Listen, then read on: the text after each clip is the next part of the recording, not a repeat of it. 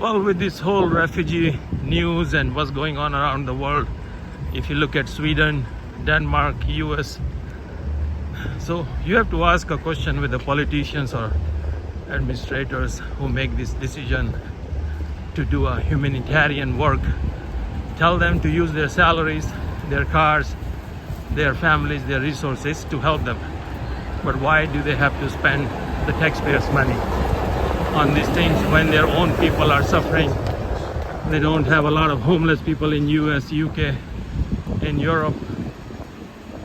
Of course, when you bring uncontrolled refugees into the country where you don't have any control, no background check or anything, so you're gonna have good apples and bad apples, and some bad apples will really fuck up your country. So I think the citizens should ask these questions. If you really want to do humanitarian work, start from your own country, help your own people first. There are so many legal issues in the country: homeless people, drug addiction, the healthcare system. Let's fix that before you spend healthcare and spend taxpayers' money. So if you will pour that millions of pounds or dollars into your own country, you will be better off. But if you really want to do humanitarian work, then let's spend your own money.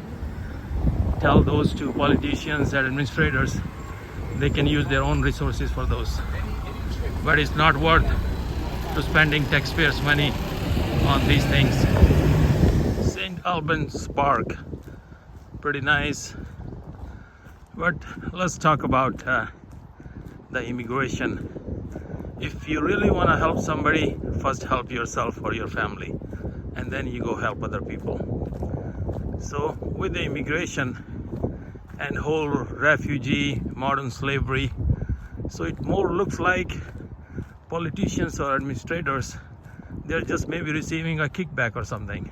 If you really want to bring people in your country for work and you're lacking that some people are leaving from your country, do you want to substitute those gaps?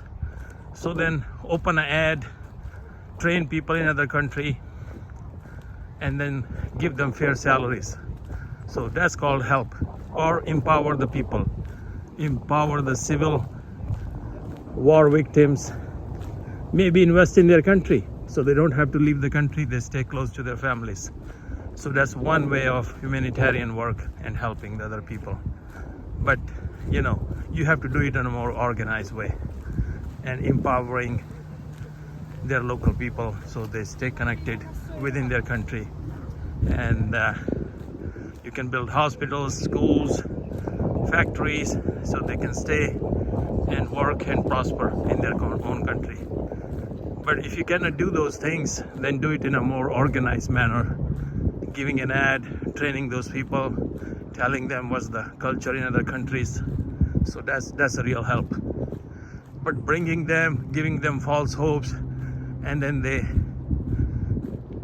have to wait for months and years to get their paperwork done, and then they realize that they've been enslaved for so many years to just use as slaves. So that's what more modern slavery. That's not the real help for people. So teach them how to catch a fish, not to give them a fish.